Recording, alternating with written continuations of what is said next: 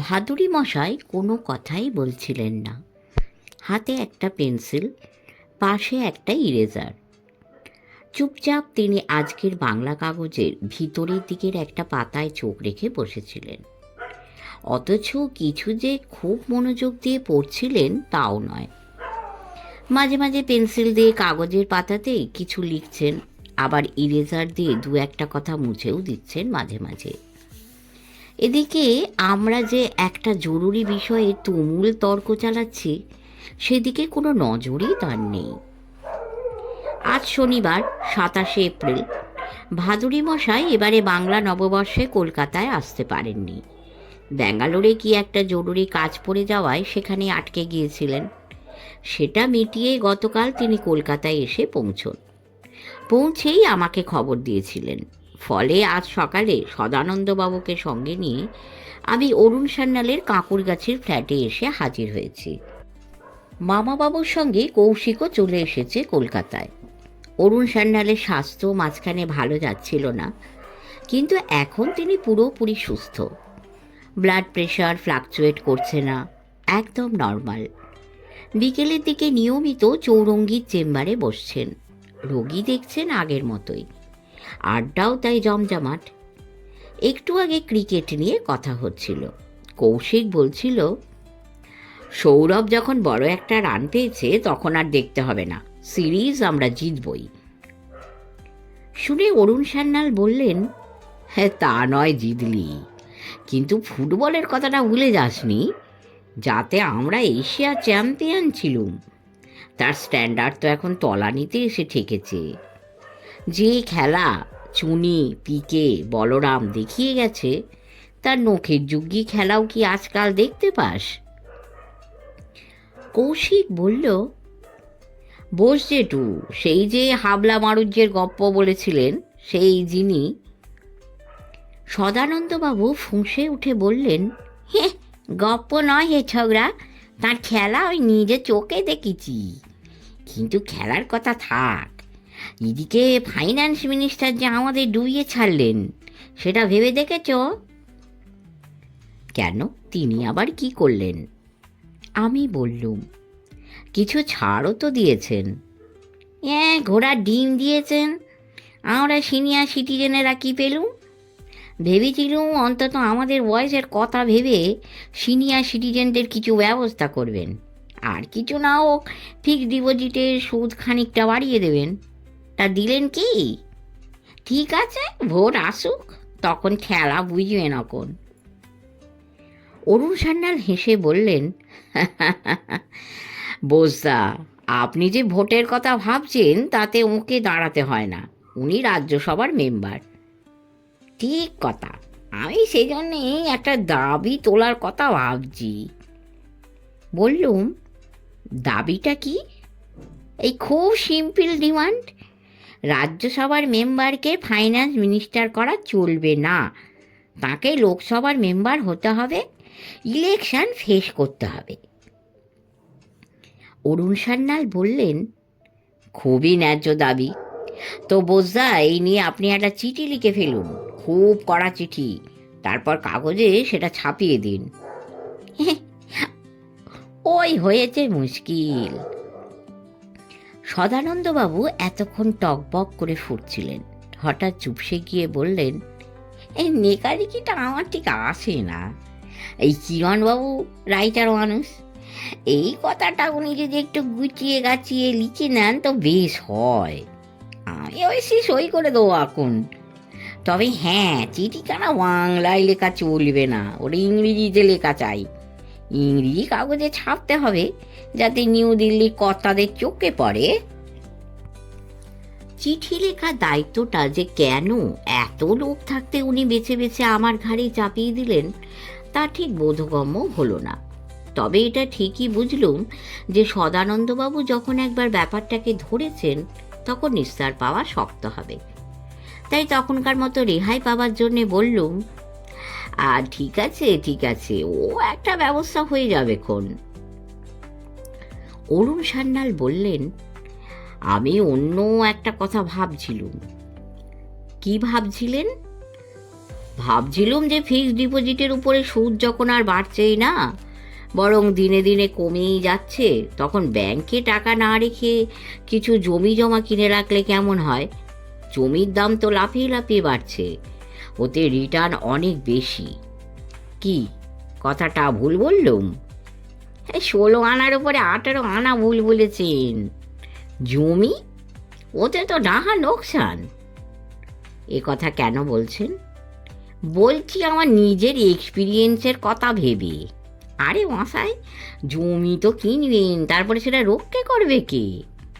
কেন, দারোয়ান রাখবো? তবেই হয়েছে। তাহলে শুনুন আমার কি হয়েছিল। বছর 10 আগের কথা, সস্তা পেয়ে বাঁশবেড়ের দিকে 1 বিঘে জমি কিনেছিলুম। দারোয়ানও রেখেছিলুম একটা। কাছেই হংসেশ্বরী দেবী আর রাধা মাধবের মন্দির, অতি পবিত্র জায়গা। ভেবেছিলুম যে কমলি তো বড় হচ্ছে, বছর কয়েক বাদে ওর বিয়ে দিতে হবে। তখন মেয়ে জামাইকে আমাদের শ্যালদার বাড়িতে বসিয়ে আমরা কর্তাগিনি গিয়ে বাঁশবেড়েতে একটা ছোট্ট মতন বাড়ি বানিয়ে সেকে নিয়েই থাকবো। কিন্তু তার হলো কোথায়? হলো না কেন? এই কি করে হবে? জমি কিনলুম, তার রেজিস্ট্রারি হলো, দারোয়ানও রেখেছিলুম একটা, লোকাল ম্যান। গাঁজাখোর বটে, তবে সবাই বললে ভেরি অনেস্ট। মাইনে ঠিক হলো মান্থলি 50 টাকা। তো বছরখানিক সেই টাকা তাকে পাঠিয়েও ছিলুম। তারপর একদিন মিসেস বোসকে সঙ্গে নিয়ে সেখানে গিয়ে কি দেখলুম জানেন? কি দেখলেন? দেখলুম যে আমার জমিতে গোলপোস্ট বসিয়ে গাঁয়ের ছেলেরা ফুটবল খেলছে। জিজ্ঞেস করতে বললে ওটা ওদের খেলার মাঠ। এখন ফুটবল খেলছে, এরপরে শীত পড়লে ব্যাট বল খেলবে। তো ব্যাপার দেখেই তো যা বোঝবার আমি বুঝে গেলুম। কি বুঝলেন? বুঝলুম সর্বনাশ হয়েছে। থানায় যাননি? গেছলুম মশাই, কিন্তু দারোগাবাবু বললেন এখন ও জমির পজেশন পেতে গেলে ল অ্যান্ড অর্ডার প্রবলেম দেখা দেবে, শান্তিভঙ্গ হবে। এইসব বলে একগাল হেসে দারোগাবাবু অ্যাডভাইস দিলেন, মিটিয়ে ফেলুন মশাই।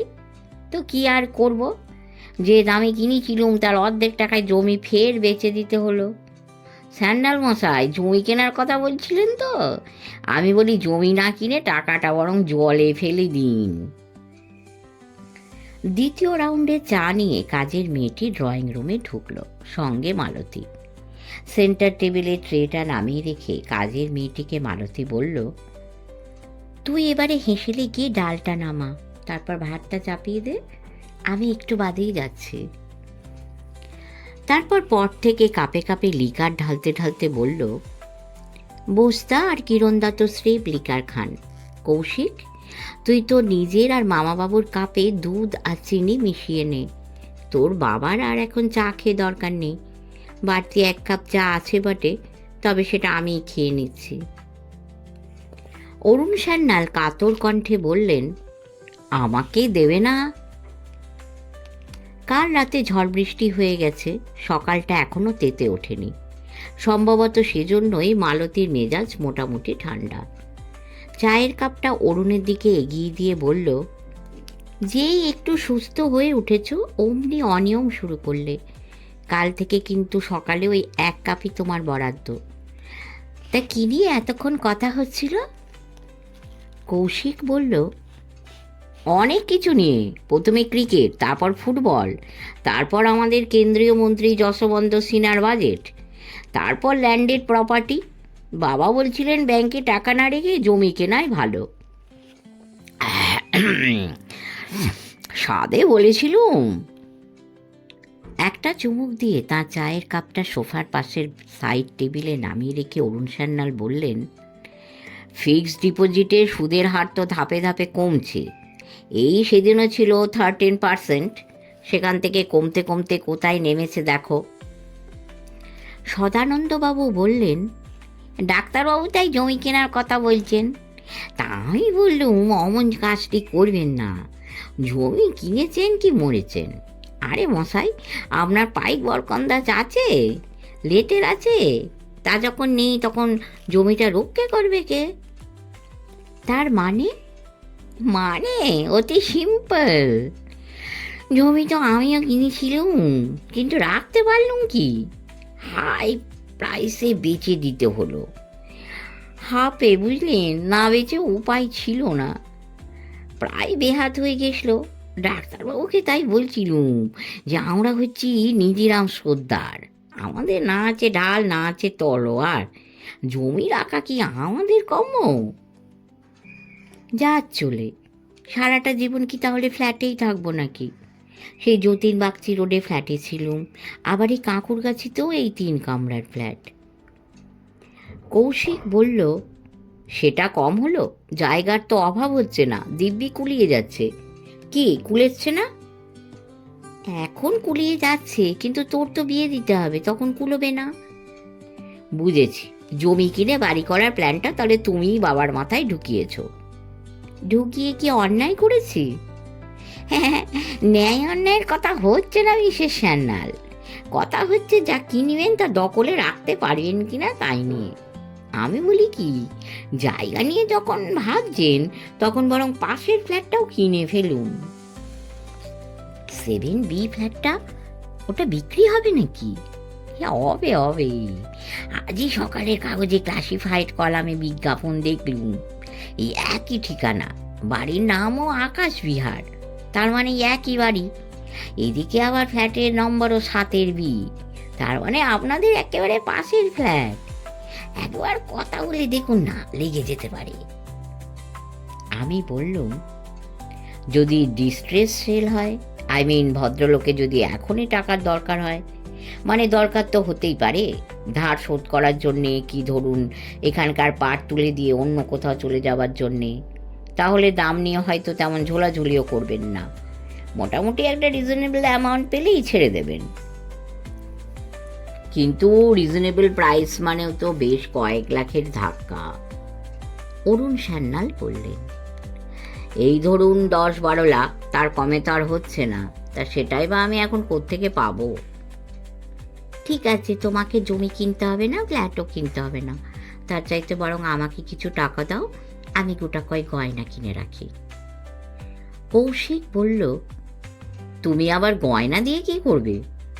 ওরে বাবা, আমি নিজের জন্য কিনছি না, আজ না হোক কাল তো তুই বিয়ে করবি, তখন তোর বউকে দেব।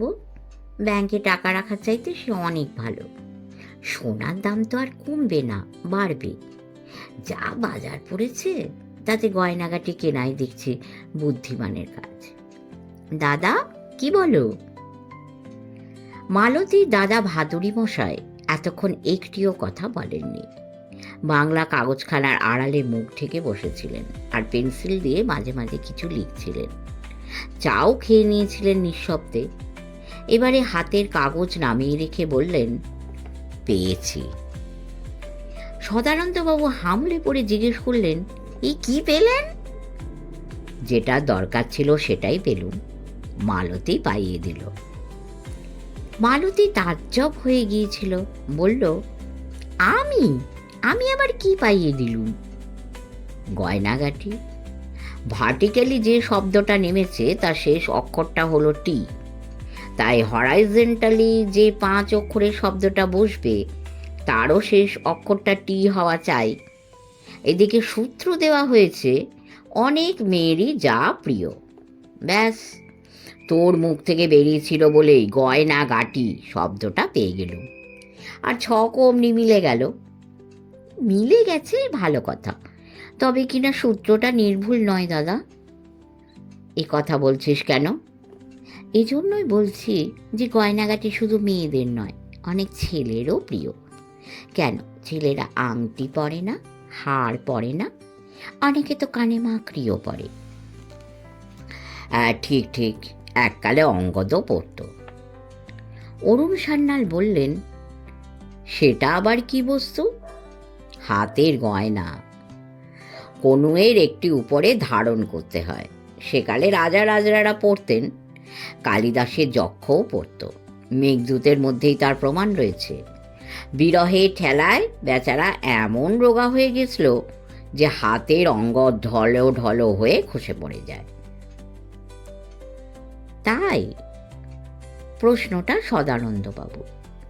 হ্যাঁ তাই, কালিদাস অন্তত সেই রকমই লিখেছেন। প্যারীমোহন সেনগুপ্তের তর্জমা পড়েননি?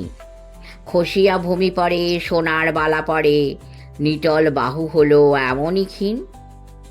ওই সোনার বালাজোড়া আসলে বিরোহী যক্ষের অঙ্গদি ঢলঢলে হয়ে খসে পড়েছিল। আমার দিদি শাশুড়ি অঙ্গদ পরতেন, তবে তার কেসটা একটু আলাদা। কিরকম? এই তিনি রোগা হননি, মোটা হয়ে গেছিলেন, ফলে অঙ্গদ তার মাংসের মধ্যে কেটে বসে গেল। শেষকালে স্যাঁকড়া রাখতে হয়, সে এসে কাতুরি দিয়ে সেই অঙ্গদ কেটে তা ধরুন আরও ইঞ্চিখানে বাড়িয়ে দেয়। তবে কি আমার দিদি শাশুড়ি খুব দুধ ঘি ছানা খেতেন তো, এরপর থেকে সেসব বন্ধ হয়ে গেছিল। দাদা শ্বশুর বলেছিলেন, ছি ছি, ফের যদি স্যাঁকড়া ডেকে গয়না সাইজ বাড়িয়ে নিতে হয় তো নাতি নাতনি নাদবো, এরা হাসাহাসি করবে। মালতী মুখে আঁচল চাপা দিয়ে উঠে পড়েছিল, বলল, আমি এবারে ওদিকে যাই, দেখি রান্না কত্তর এগোলো। হাসতে হাসতে সে ঘর থেকে বেরিয়ে গেল। আমি বললুম, কিন্তু একটা কথা বুঝতে পারছি না ভাদুরী মশাই। কি কথা?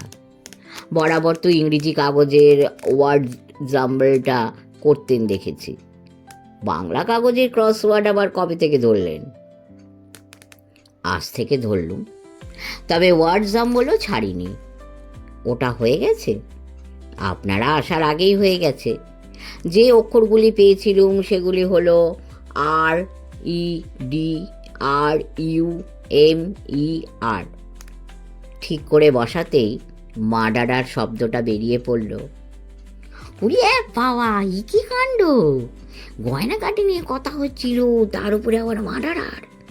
না, মাথাটা গরম করে দিলেন দেখি। আমি বললুম, যাদৃশী ভাবনা যশ।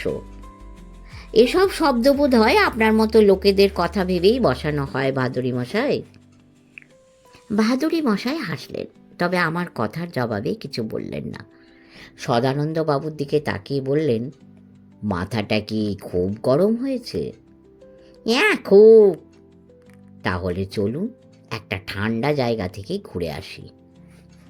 সদানন্দবাবু উৎফুল্ল গলায় বললেন, এই তাহলে তো ভালোই হয়। তা কোথায় যাওয়ার কথা ভাবছেন? দার্জিলিং, কাশিয়ং না শিলং?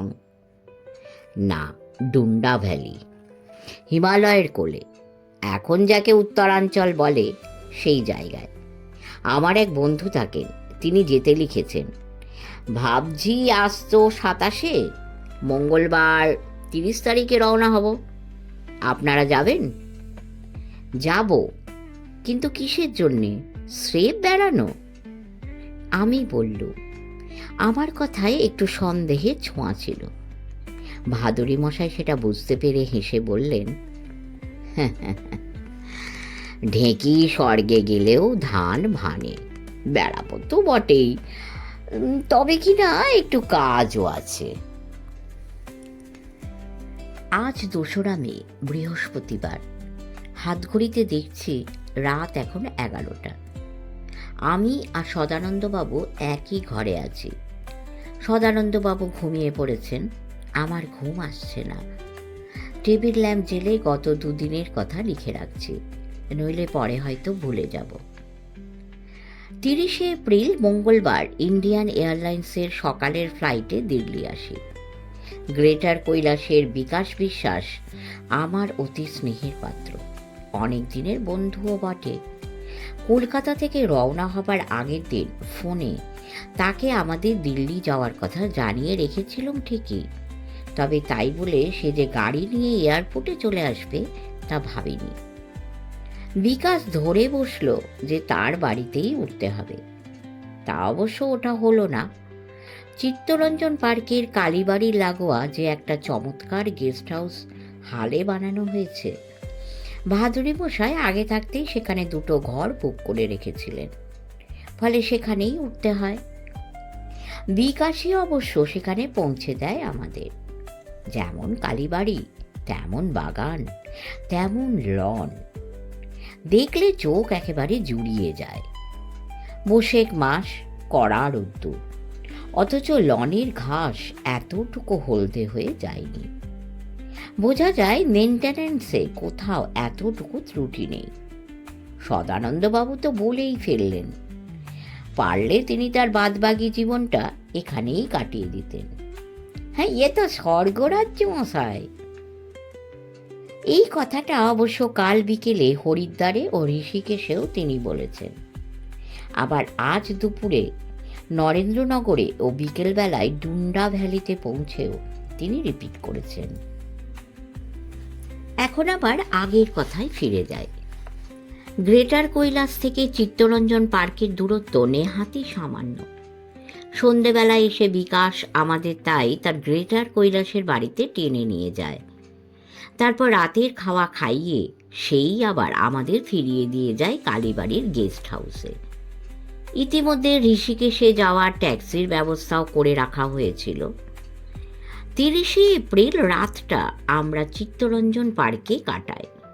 পরদিন সকালে সেখানে স্নান আর ব্রেকফাস্ট করি। তারপর গেস্ট হাউসের বিল মিটিয়ে কালীবাড়ির টিলা থেকে নিচের রাস্তায় নেমে দেখি ট্যাক্সি এসে গেছে। ট্যাক্সিওয়ালার নাম ইন্দরলাল। বয়স বছর 25-30-এর বেশি হবে না। হরিয়ানার হট্টা কাটা জোয়ান যুবক। সেই গাড়ির মালিক, চালকও সেই। ইন্দরলালের মেজাজটাও ভালো, নইলে কি আর গাড়ি চালাতে চালাতে অমন গুনগুন করে গান গায়। এইখানে একটা কথা বলে রাখি, ইন্দরের সঙ্গে চুক্তি হয়েছে যে যতদিন না আমরা দিল্লি ফিরছি ইন্দরও ততদিন আমাদের সঙ্গেই থাকবে। তা 7ই মের আগে তো আমরা দিল্লি ফিরে কলকাতার প্লেন ধরছি না। সেই কটা দিন ইন্দর যদি আমাদের কাজে বহাল থাকে তো ভালোই, কাছাকাছি কয়েকটা জায়গা থেকে একটু ঘুরে আসা যাবে। যা বলছিল, দিল্লিতে খুচরো কয়েকটা কাজ সেরে নিয়ে আমরা ঋষিকেশের পথে রওনা দিল। এই রাস্তায় আমি আগেও দুবার এসেছি, একবার ভাদুরী মশাইয়ের সঙ্গে, একবার একা।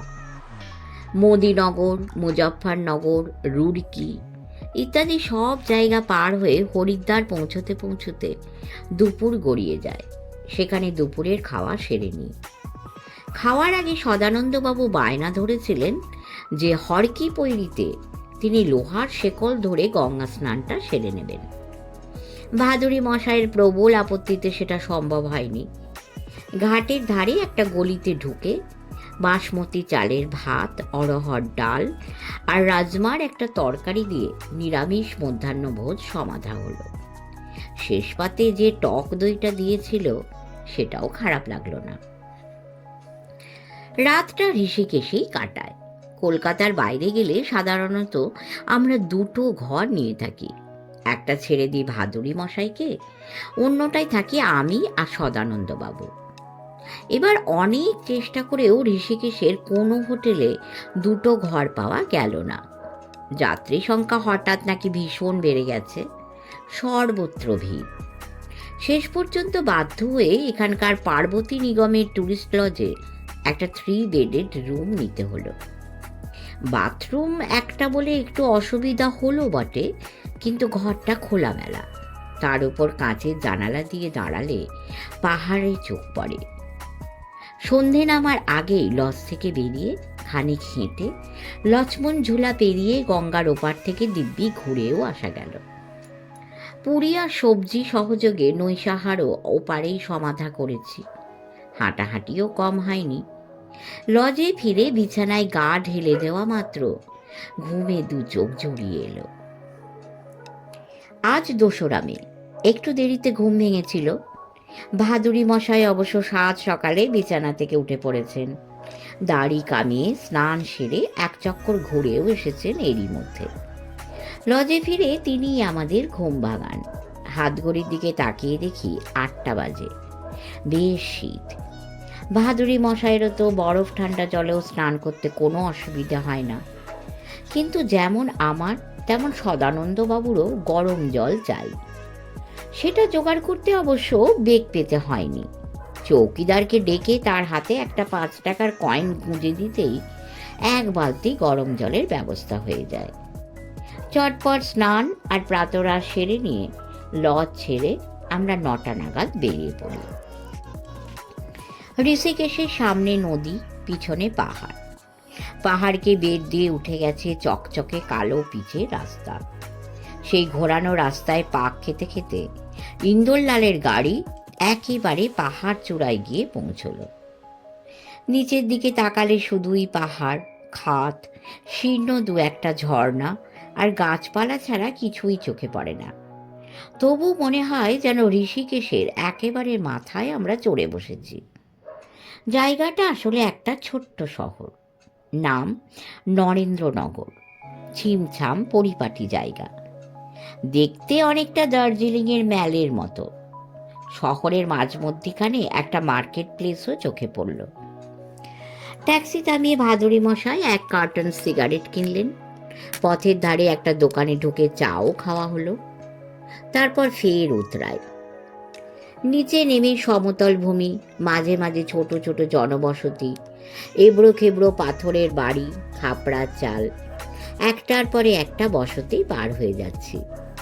হিন্দোলা, আগরখাল, ফাকট, জাজলস, নাগনি, চামুয়া, টিহারি, গদি দসরায়, জলদিয়ানা, জাম, নাগুন।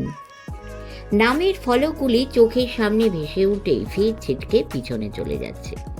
কোনো কিছুই ঠিক মতো দেখতে পাচ্ছি না, না ঘরবাড়ি, না গেরস্থালি, না মানুষজন। দেখতে দেখতে ধরাসু বলে একটা জায়গায় পৌঁছে গেল। পথ এখান থেকে 3 দিকে চলে গেছে। পিছনে রাস্তা ধরে নরেন্দ্রনগরে ফিরে যেতে পারি।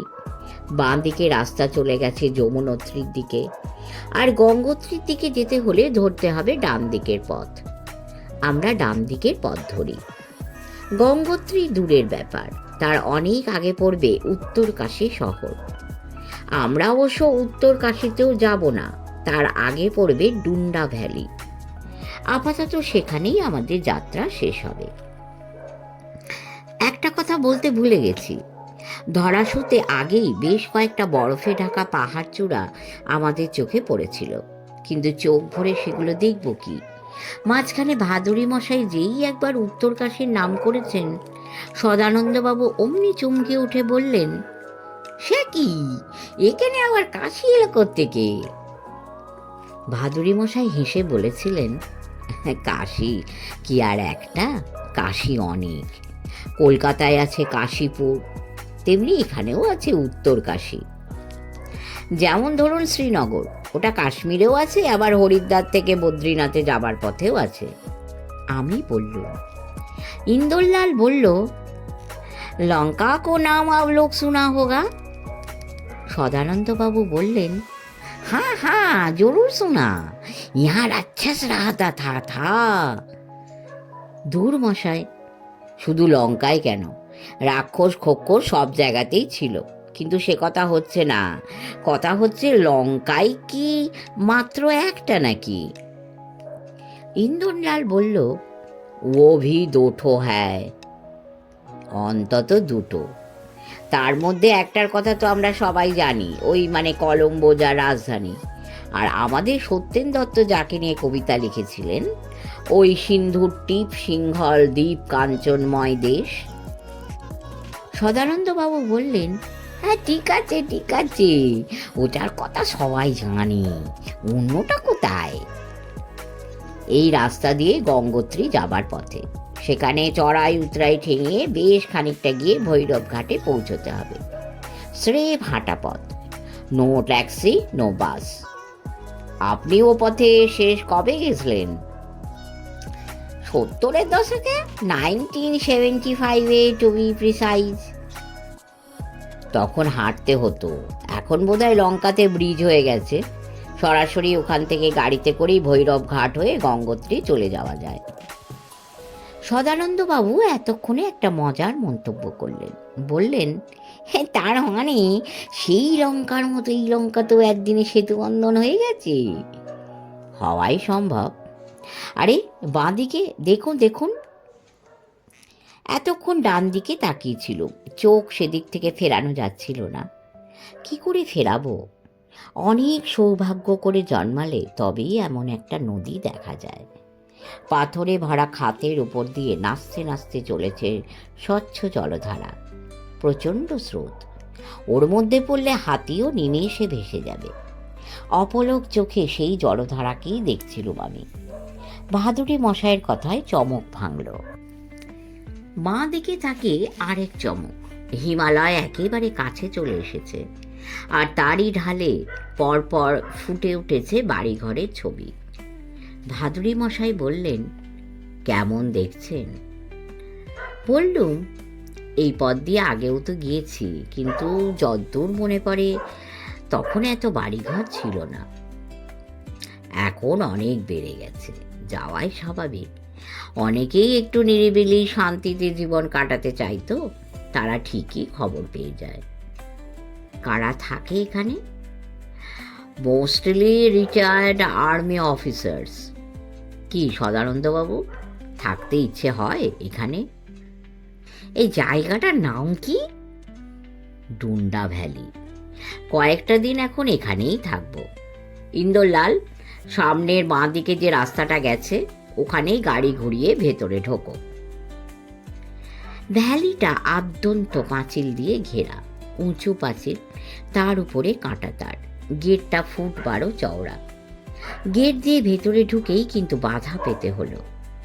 দেখলুম চুঙ্গি কর আদায় করার জন্যে হাইওয়ের এমুড়ো থেকে ওমুড়ো অবধি যেমন কাঠের ডান্ডা দিয়ে রাস্তা আটকে রাখা হয়, এখানেও ঠিক সেই রকমের ব্যবস্থা। ট্যাক্সি থামাতেই গেটের একদিকে সেন্ট্রি বক্স থেকে খাকি প্যান্ট আর সাদা শার্ট পরা একটি লোক বেরিয়ে এসে আমাদের পাশে দাঁড়ালো। হিন্দিতে জিজ্ঞাসা করলো আমরা কার সঙ্গে দেখা করতে চাই। ভাদুরী মশাইও ইতিমধ্যে গাড়ি থেকে বেরিয়ে এসেছিলেন।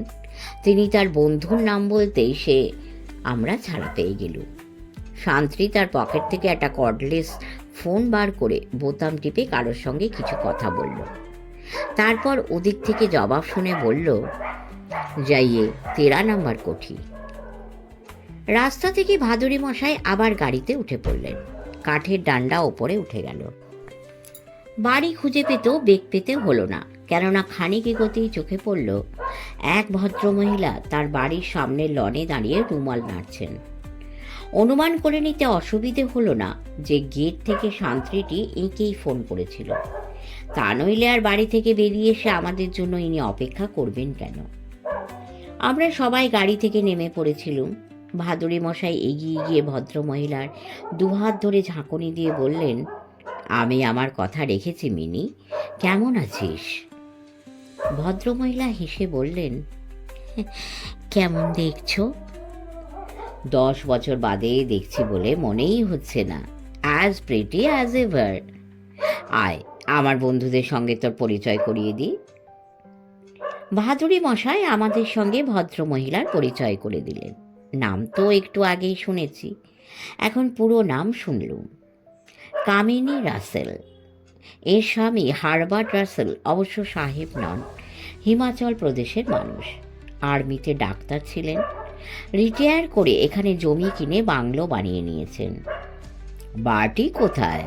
তাকে দেখছি না কেন? রোগী দেখতে গেছে, তোমরা আসার একটু আগেই বেরিয়ে গেল। কখন ফিরবে? কিচ্ছু ঠিক নেই। মাইল 10 দূরে একটা গ্রামে নাকি একই সঙ্গে জনা 3 কলেরা হয়েছে। দরকার হলে রাত্রিটাও ও সেখানেই থেকে যাবে। ফিরতে ফিরতে সেই কাল সকাল। কিন্তু তোমরা আর এখানে দাঁড়িয়ে থেকো না, ভিতরে চলো, হাত মুখ ধোও, কিছু খেয়ে নাও, তারপর কথা হবে। ওহো, তোমাদের ট্যাক্সিটা কি ছেড়ে দেবে নাকি? না, ওর সঙ্গে আমরা কথা বলে নিয়েছি। আমরা এখানে যে কদিন আছি ও আমাদের সঙ্গেই থাকবে। তোদের এখানে ড্রাইভারদের থাকার কোনো আলাদা ব্যবস্থা নেই? থাকলে ওকে দেখিয়ে দে। আছে, কিন্তু ওর আলাদা থাকার দরকার কি? আমাদের একতলাটা তো খালিই পড়ে থাকে, ও বরং সেখানেই থাকুক। ইন্দরলালকে একতলায় তার ঘর দেখিয়ে দিয়ে আমরা দোতলায় উঠে আসি। বাংলোটার বর্ণনা দেওয়া দরকার, কিন্তু তার আগে ডুন্ডা ভ্যালির আরও একটু বর্ণনা দেওয়ার লোভ সামলাতে পারছি না। শেষ করলাম প্রথম পর্ব। শুনবেন, কমেন্ট করবেন, লাইক করবেন, শেয়ার করবেন এবং সাবস্ক্রাইব করে আমাদের অনেক উৎসাহ দেবেন। পরম করুণাময়ের কৃপায় সকলে ভালো থাকবেন। নমস্কার।